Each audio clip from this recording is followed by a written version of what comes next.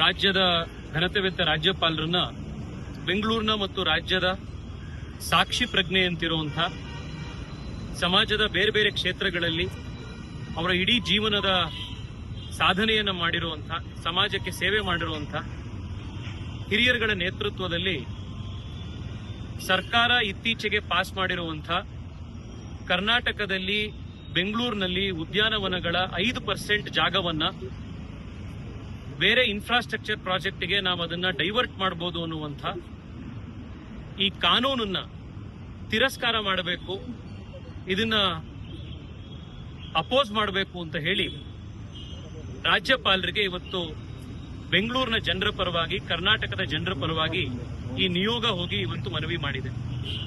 ಈ ನಿಯೋಗದಲ್ಲಿ ಹಿರಿಯ ಪರಿಸರವಾದಿಗಳು, ಎನ್ವೈರನ್ಮೆಂಟ್ ಮತ್ತು ಫಾರೆಸ್ಟ್ ಡಿಪಾರ್ಟ್ಮೆಂಟ್ ನಲ್ಲಿ ಸೆಕ್ರೆಟರಿ ಆಗಿ ಕೆಲಸ ಮಾಡಿದ್ದಂಥ, ಬೆಂಗಳೂರಿನಲ್ಲಿ ಕಬ್ಬನ್ ಪಾರ್ಕು, ಲಾಲ್ಬಾಗು, ಬೆಂಗಳೂರಿನ ಬಯೋ ಪಾರ್ಕ್ಗಳು ಇದನ್ನ ಉಳಿಸೋದ್ರಲ್ಲಿ, ಬೆಳೆಸೋದ್ರಲ್ಲಿ ತಮ್ಮ ಇಡೀ ಜೀವನದ ಸಾಧನೆ ಮಾಡಿರುವಂತಹ ಯಲ್ಲಪ್ಪ ರೆಡ್ಡಿ ಅವರು, ಕರ್ನಾಟಕ ಸರ್ಕಾರದಲ್ಲಿ ಮುಖ್ಯ ಕಾರ್ಯದರ್ಶಿಗಳಾಗಿ ತಮ್ಮ ಇಡೀ ಜೀವನದ ಸೇವೆಯನ್ನು ಸಲ್ಲಿಸಿದಂಥ, ಪ್ರಾಮಾಣಿಕತೆಗೆ, ದಕ್ಷತೆಗೆ ಮತ್ತೊಂದು ಹೆಸರಾಗಿದ್ದಂಥ ಹಿರಿಯ ಅಧಿಕಾರಿಗಳಾಗಿದ್ದಂಥ ರವೀಂದ್ರ ಸರ್ ಕೂಡ ಈ ಡೆಲಿಗೇಷನ್ ಅಲ್ಲಿ ಬಂದಿದ್ದಾರೆ.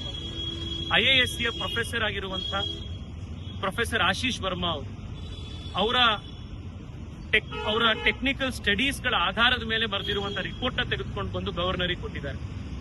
ದಕ್ಷತೆಗೆ, ಪ್ರಾಮಾಣಿಕತೆಗೆ ಹೆಸರಾಗಿದ್ದಂಥ, ಬೆಂಗಳೂರು ನಗರದ ಕಮಿಷನರ್ ಆಗಿದ್ದಂಥ, IPS ಅಧಿಕಾರಿಯಾಗಿದ್ದಂಥ ಭಾಸ್ಕರ್ ರಾವ್ ಅವರು ಕೂಡ ಈ ನಿಯೋಗದಲ್ಲಿ ಬಂದರು. ಇನ್ನು ಸತ್ಯ ಅವರು, ದೇವರೇ ಅವರು, ನಮ್ಮ ಲಾಲ್ಬಾಗ್ ಮತ್ತು ಕಬ್ಬನ್ ಪಾರ್ಕ್ ವಾಕರ್ಸ್ ಅಸೋಸಿಯೇಷನ್ ನ ನಾಯಕರುಗಳಾಗಿರುವಂತಹ ನಮ್ಮ ಉಮೇಶ್ ಅವರು, ಸ್ಯಾಂಕಿ ಟ್ಯಾಂಕ್ ನ ವಿನೋದ್ ಅವರು, ನಮ್ಮ ಸ್ಯಾಂಕಿ ಟ್ಯಾಂಕ್ ನಲ್ಲಿ, ಯಾಕೆಂದ್ರೆ ಈ ಟನಲ್ ರೋಡ್ ನ ಎಂಟ್ರಿ ಒಂದ್ ಕಡೆ ಲಾಲ್ಬಾಗು, ಇನ್ನೊಂದ್ ಕಡೆ ಸ್ಯಾಂಕಿ ಟ್ಯಾಂಕ್, ಎರಡನ್ನೂ ಕೂಡ ನುಂಗಕ್ಕೆ ಹೊರಟಿರುವಂತಹ ಪ್ರಾಜೆಕ್ಟ್ ಇದು. ಸ್ಯಾಂಕಿ ಟ್ಯಾಂಕ್ ನ ವಾಕಿಂಗ್ ಅಸೋಸಿಯೇಷನ್, ಅಲ್ಲಿನ ಜೈಕುಮಾರ್ ಅವರು ಕೂಡ ಅಲ್ಲಿಂದ ಬಂದಿದ್ದಾರೆ. ಇನ್ನು ಬಹಳಷ್ಟು ಜನ ಹಿರಿಯರು ಗವರ್ನರ್ನ ಮೀಟ್ ಮಾಡಿ ನಾವಿವತ್ತು ಮನವಿ ಮಾಡಿದ್ದೀವಿ. ಮುಖ್ಯವಾಗಿ ಇದರಲ್ಲಿ 3 ವಿಷಯ.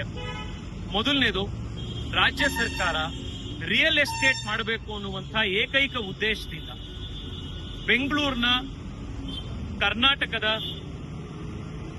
ಉದ್ಯಾನವನಗಳ ಮೇಲೆ ಕಣ್ಬಿಟ್ಟಿದೆ. 5% ಅಂತಂದ್ರೆ ಲಾಲ್ಬಾಗ್ನ 12 ರಿಂದ 14 ಎಕರೆ ಬೆಂಗಳೂರಿನ ಗಾರ್ಡನ್ ಸಿಟಿ ಅಂತ ಕರೀತಾ ಇದ್ದೀವಿ. ಈ ಗಾರ್ಡನ್ ಸಿಟಿ, ಬೆಂಗಳೂರಿನ ಗಾರ್ಡನ್ಗಳ ಮೇಲೆ, ಬೆಂಗಳೂರಿನ ಪಾರ್ಕ್ಗಳ ಮೇಲೆ ಸರ್ಕಾರ ಇವತ್ತು ಯುದ್ಧ ಸಾರಿದೆ. ಈ ಟನಲ್ ರೋಡ್ ನ ಮಾಡಬೇಕು ಅನ್ನುವಂಥ ಏಕೈಕ ಉದ್ದೇಶದಿಂದ ಈ ಕಾನೂನನ್ನ ಇವತ್ತು ಸರ್ಕಾರ ಯಾವುದೇ ಚರ್ಚೆ ಇಲ್ಲದಲೆ ಹೇಳಿಗಳಂತೆ ಸರ್ಕಾರ ಇದನ್ನ ಇವತ್ತು ಪಾಸ್ ಮಾಡಿದೆ. ಎರಡನೇದು, ಕಳೆದ 1 ವರ್ಷದಿಂದ ಪ್ರತಿ ಭಾನುವಾರ ಲಾಲ್ಬಾಗ್ನಲ್ಲಿ ಜನ ಈ ಟನಲ್ ರೋಡ್ ಬೇಡ, ಟನಲ್ ರೋಡ್ ನಿಂದಾಗಿ ಲಾಲ್ಬಾಗಿಗೆ ಇರ್ರಿವರ್ಸಿಬಲ್ ಡ್ಯಾಮೇಜ್ ಆಗತ್ತೆ, ಬೆಂಗಳೂರಿಗೆ ಇದರಿಂದ ಯಾವುದೇ ರೀತಿ ಉಪಯೋಗ ಇಲ್ಲ ಅಂತ ಹೇಳಿ ಜನ ಪ್ರತಿ ವಾರ ಹೋರಾಟ ಮಾಡ್ತಿದ್ರು ಕೂಡ ಸರ್ಕಾರ ದುರಹಂಕಾರದಿಂದ ನಾವು ಮಾಡೇ ಮಾಡ್ತೀವಿ, ಇದನ್ನ ಜನ ವಿರೋಧ ಆದ್ರೂ ಮಾಡೇ ಮಾಡ್ತೀವಿ ಅಂತ ಹೊರಟಿದೆ. ಇದರಲ್ಲಿ ಸರ್ಕಾರಕ್ಕೆ ಏನ್ ಇಂಟ್ರೆಸ್ಟ್ ಇದೆ ಅನ್ನುವಂಥದ್ದನ್ನ ಬಾಯಿ ಬಿಟ್ಟು ಹೇಳೋ ಅವಶ್ಯಕತೆ ಇಲ್ಲ. ಸಾವಿರಾರು ಕೋಟಿ ರೂಪಾಯಿ ಯೋಜನೆ 2028 ಎಲೆಕ್ಷನ್ಗೆ ಬೇಕಾಗೋದಿಕ್ಕೆ ಫಂಡ್ ಕಲೆಕ್ಷನ್ ಮಾಡ್ಲಿಕ್ಕೆ ಹೊರಟಿರುವಂತ ಯೋಜನೆ. ಮೂರನೇದು, ಇದು ಭ್ರಷ್ಟಾಚಾರದ ಕೂಸಿದೆ. ಬೆಂಗಳೂರಿನಲ್ಲಿ ಇವತ್ತು ಜನಕ್ಕೆ ಉಸಿರಾಡೋದಕ್ಕೆ ಇರುವಂತ ಒಂದು ಸಣ್ಣ ಪುಟ್ಟ ಜಾಗ ಉಳಿದಿರೋದೇನೆ ಲಾಲ್ಬಾಗು, ಕಬ್ಬನ್ ಪಾರ್ಕು, ಇನ್ನೊಂದು 4-5 ಪಾರ್ಕ್. ಇವ್ರ ಯೋಗ್ಯತೆಗೆ ಹೊಸ ಪಾರ್ಕ್ ಮಾಡ್ಲಿಕ್ಕೆ, ಇನ್ನೊಂದು ಜಾಗ ಮಾಡ್ಲಿಕ್ಕೆ, ಒಂದು ಇರುವಂತ ಹಸಿರು ಜಾಗನ ಉಳಿಸ್ಲಿಕ್ಕೆ ಆಗ್ದಲೇ ಇದ್ರೆ, ಯಾರೋ ಪುಣ್ಯಾತ್ಮರುಗಳು ಹಿಂದೆ ಮಾಡಿರೋದನ್ನ ಹಾಳು ಮಾಡುವಂತದ್ದಂತೂ ಇವರು ಮಾಡ್ದಲೇ ಇದ್ರೆ ಸಾಕಾಗಿದೆ. ಯಲ್ಲಪ್ಪ ರೆಡ್ಡಿ ಅವರಿಗೆ ಮಾತನಾಡ್ತಾ ನಮಗೆ ಹೇಳೋದು, ಸರ್ಕಾರಕ್ಕೆ ಇದರಿಂದ ಎಷ್ಟು 1000 ಕೋಟಿ ರೂಪಾಯಿ ವಾಪಸ್ಸು ಲಂಚ ಸಿಗತ್ತೆ ನಿಮ್ಗೆ ಅಂತ ನೀವು ನಮಗೆ ನಂಬರ್ ಹೇಳ್ಬಿಡಿ. ನಾವೇನೆ ಬೆಂಗಳೂರು ಜನ ನಾವೇ ಎಲ್ಲ ಕೊಟ್ಬಿಡ್ತೀವಿ ನಿಮಗೆ. ಈ ಯೋಜನೆ ಕೈ ಬಿಟ್ಬಿಡಿ. ನಿಮಗೆ ಇಷ್ಟು 1000 ಕೋಟಿ ಬರುತ್ತೆ ಇದರಿಂದ ಕಿಕ್ ಬ್ಯಾಕ್, ಇಷ್ಟು 1000 ಕೋಟಿ ಇದರಿಂದ ಲಂಚ ಬರುತ್ತೆ ಅಂತ ಇದಕ್ಕೋಸ್ಕರ ನೀವು ಮಾಡಕ್ ಹೊರಟಿದ್ದೀರಲ್ಲ, ಅದು ಎಷ್ಟು ಕೋಟಿ ಬರುತ್ತೆ ನಿಮ್ಗೆ ಅಂತ ಹೇಳ್ಬಿಡ್ಲಿ ಮುಖ್ಯಮಂತ್ರಿ. ಅದನ್ನ ಸಾರ್ವಜನಿಕರ ಹತ್ರ ನಾವೇ ಎಲ್ರು ರವೀಂದ್ರ 6 ಕೋಟಿ ಜನ ಇದ್ದೀವಿ ಸರ್. ಕರ್ನಾಟಕದ 500 ರೂಪಾಯಿ ಕೊಟ್ಟರು ಕೂಡ ಎಷ್ಟಾಗುತ್ತೆ? ನಾವೆಲ್ಲರೂ ಸೇರಿ ಚಂದ ಎತ್ತಿ ನಿಮಗೆ ಕೊಟ್ಬಿಡ್ತೀವಿ. ದಯವಿಟ್ಟು ಬೆಂಗಳೂರನ್ನ ನೀವು ಉಳಿಸಿ. ನಮ್ಮ ಲಾಲ್ಬಾಗನ್ನ, ಕಬ್ಬನ್ ಪಾರ್ಕ್ ಅನ್ನ ನಿಮಗೆ ರಿಯಲ್ ಎಸ್ಟೇಟ್ ಮಾಡಕ್ಕೆ ಇನ್ನೂ ಸಾವಿರಾರು ಜಾಗಗಳಿವೆ. ದಯವಿಟ್ಟು ಬೆಂಗಳೂರಿನ ಹೃದಯ ಭಾಗದಲ್ಲಿರುವಂತ, ಬೆಂಗಳೂರು ಉಸಿರಾಡಕ್ಕೆ ಇವತ್ತು ಕಾರಣ ಆಗಿರುವಂತ ಕಬ್ಬನ್ ಪಾರ್ಕ್, ಲಾಲ್ಬಾಗನ್ನ ದಯವಿಟ್ಟು ಉಳಿಸಿ, ನಮ್ಮ ಉದ್ಯಾನವನಗಳನ್ನು ಉಳಿಸಿ ಅಂತ ಮುಖ್ಯಮಂತ್ರಿಗಳಿಗೆ ನಾವು ಮನವಿ ಮಾಡ್ತಾ ಇದ್ದೀವಿ.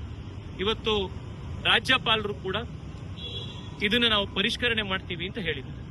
ಸುಪ್ರೀಂ ಕೋರ್ಟ್ನ 3 ಜಡ್ಜ್ಮೆಂಟ್ಗಳಿವೆ. ಯಾವುದೇ ಕಾರಣಕ್ಕೂ ಕೂಡ ಸಿಎ ಸೈಟ್ಗಳನ್ನ ಮತ್ತು ಡಿಕ್ಲೇರ್ಡ್ ಪಾರ್ಕ್ಗಳನ್ನ ಡೈವರ್ಟ್ ಮಾಡಲಿಕ್ಕೆ ಸಾಧ್ಯ ಇಲ್ಲ ಅನ್ನುವಂತ ಸುಪ್ರೀಂ ಕೋರ್ಟ್ ಜಡ್ಜ್ಮೆಂಟ್ಗಳು ಇವೆ. ಈ ಕಾನೂನು ಸುಪ್ರೀಂ ಕೋರ್ಟ್ ಜಡ್ಜ್ಮೆಂಟ್ ಅನ್ನು ಕೂಡ ಉಲ್ಲಂಘನೆ ಮಾಡಿರುವಂತ ಅನ್ಕಾನ್ಸ್ಟಿಟ್ಯೂಷನಲ್ ಕಾನೂನು. ಇದನ್ನು ಕೂಡ ನಾವು ಪರಿಶೀಲಿಸ್ತೀವಿ ಅಂತ ಗವರ್ನರ್ ಹೇಳಿದ್ದಾರೆ. ನಾವು ಅವರಿಗೆ ಕೃತಜ್ಞತೆ ಸಲ್ಲಿಸ್ತಾ ಇದ್ದೀವಿ. ಇನ್ನೊಂದು, ಇದೇ ಭಾನುವಾರ ಬೆಳಗ್ಗೆ 7:15 ಲಾಲ್ಬಾಗ್ನಲ್ಲಿ ಯಲ್ಲಪ್ಪ ರೆಡ್ಡಿ ಸಾಹೇಬ್ರ ನೇತೃತ್ವದಲ್ಲಿ, ರವೀಂದ್ರ ಸಾಹೇಬ್ರ ನೇತೃತ್ವದಲ್ಲಿ ಲಾಲ್ಬಾಗ್ನಲ್ಲಿ ಲಾಲ್ಬಾಗ್ ಉಳಿಸಿ, ಬೆಂಗಳೂರಿನ ಪಾರ್ಕ್ಗಳನ್ನು ಉಳಿಸಿ ಎನ್ನುವಂತಹ ಒಂದು ಪಾದಯಾತ್ರೆ ಲಾಲ್ಬಾಗ್ನ ಒಳಗಡೆನೆ ಬೆಳಗ್ಗೆ 7:15 ಆಗುವಂತದ್ದು. ನಾನು ಬೆಂಗಳೂರಿನ ಜನರಲ್ಲಿ ಮನವಿ ಮಾಡ್ತಾ ಇದ್ದೀನಿ, ಬೆಂಗಳೂರಿನ ಬಗ್ಗೆ ಕಾಳಜಿ ಇರುವಂತ, ಬೆಂಗಳೂರಿನ ಕೆರೆ ಕಟ್ಟೆ, ಬೆಂಗಳೂರಿನ ಹಸಿರು, ಬೆಂಗಳೂರಿನ ಕೆರೆಗಳ ಬಗ್ಗೆ ಕಾಳಜಿ ಇರುವಂತ ಪ್ರತಿಯೊಬ್ಬರಲ್ಲಿ ನಾನು ಮನವಿ ಮಾಡ್ತಾ ಇದ್ದೀನಿ. 7:15 ಬೆಳಗ್ಗೆ ಲಾಲ್ಬಾಗ್ನಲ್ಲಿ ತಾವು ದಯವಿಟ್ಟು ಬನ್ನಿ. ದಯವಿಟ್ಟು ಲಾಲ್ಬಾಗ್ನಲ್ಲೇನೆ ನಾವು ಒಬ್ರಿಗೊಬ್ರು ಕೈ ಹಿಡ್ಕೊಂಡು ಹೆಜ್ಜೆ ಹಾಕೋಣ.